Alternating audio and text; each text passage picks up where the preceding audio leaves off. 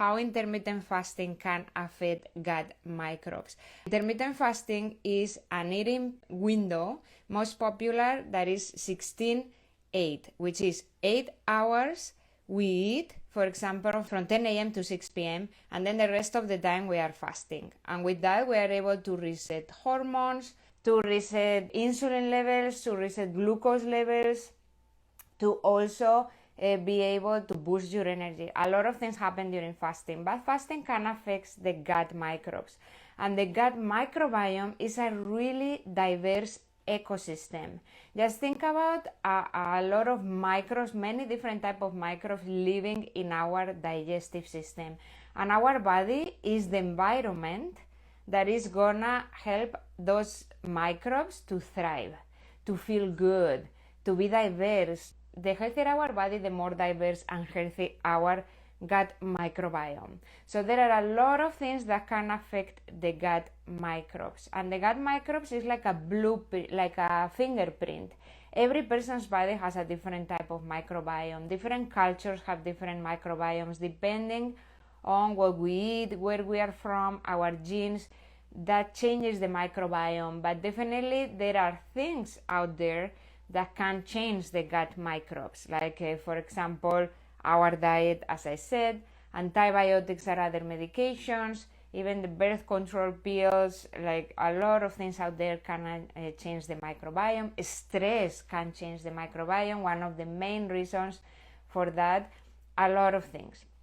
So in order to bring back our gut microbes diversity, there are a lot of things that we can do. There are a lot of tools and things that we can do. But one very simple way to do it is fasting. Intermittent fasting, just the simple one, 16-8. So how science have shown that intermittent fasting is beneficial for gut microbes diversity. So first, increasing diversity. Exactly. When we have a very poor gut microbiome, we don't have as many or as diverse as we would like to. So fasting has been shown to increase the diversity, different type of microbes. And in particular, this article that I have in here says that increases the beneficial microbes Akkermansia, Faecalibacterium, and Roseburia. Those are very beneficial microbes that help also producing short chain fatty acids. Short chain fatty acids, like for example butyric acid. And short chain fatty acids, what they are doing is helping with the integrity of the gut lining. They are feeding the gut lining to decrease inflammation. They are also boosting immunity. They are food for our immune cells, helps in boosting immunity, decreasing inflammation. Also, short chain fatty acids have been shown to be able to increase the expression of genes in our liver that control our circadian cycle genes. So the circadian cycle is the sleep wake up cycle. So means that sunlight, the time that we eat, a lot of things condition our schedule. So that's why we have a jet lag when we travel, because the circadian cycle dictates that hormones and neurotransmitters are released at different times of the day. Organs work at different times of the day. For example, the liver works in detoxification from 1 a.m. to 3 a.m. So a lot of people wake up to go to the bathroom if they are having some liver trouble detoxifying, for example. Melatonin is produced with sunset, when the sunlight decreases. So with sunset, we increase melatonin and start preparing the body to go to sleep. So that is just two examples of how our sleep wake-up cycle works. So the short-chain fatty acids produced by the beneficial microbes in our gut, they are able to control the expression of some of those genes in our liver and control our circadian cycle, improve sleep, for example. And this is very important. It's a really good mechanism when we are traveling as well. When we are traveling and you are changing the schedule, a very good mechanism to adjust to the new schedule is fasting.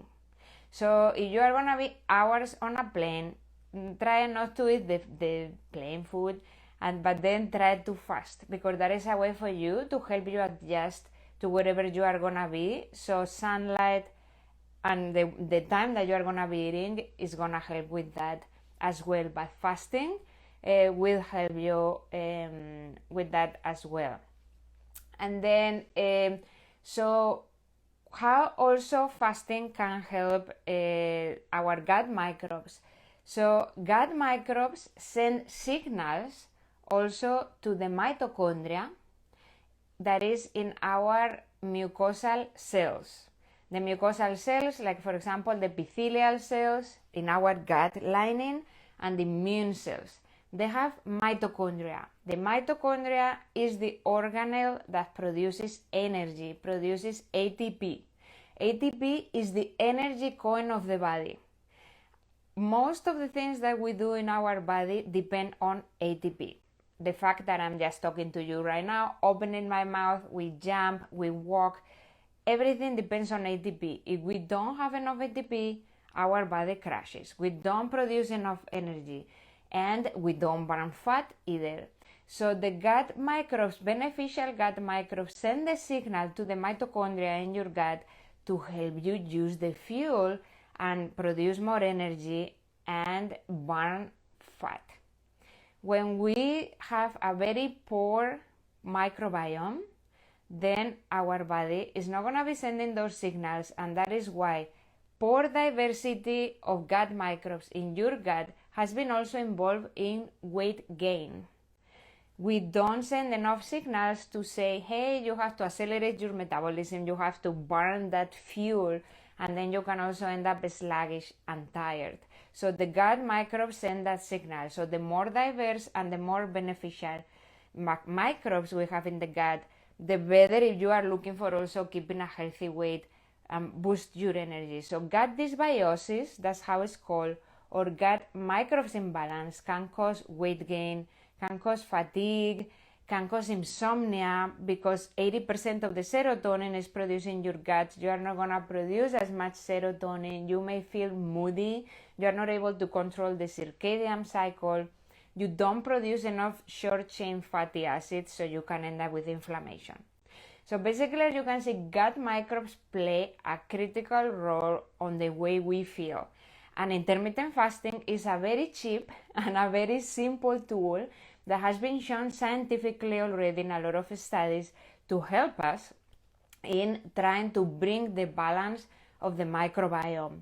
So I hope this has been helpful, and I have convinced you to start just thinking simple. At least if you are not fasting yet, you can start thinking about 12 hours minimum. 12 hours between the last meal the day before and the first meal the day after.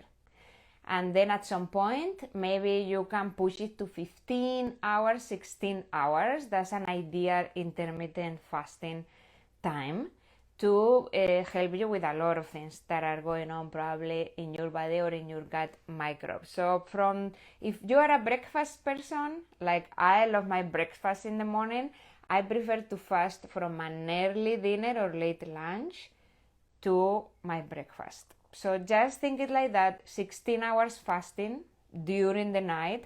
So we also give a rest to our liver, and 8 hours period eating. Like for example, from 10 to 6 or from 9 to 5. That is a very good time where you can eat.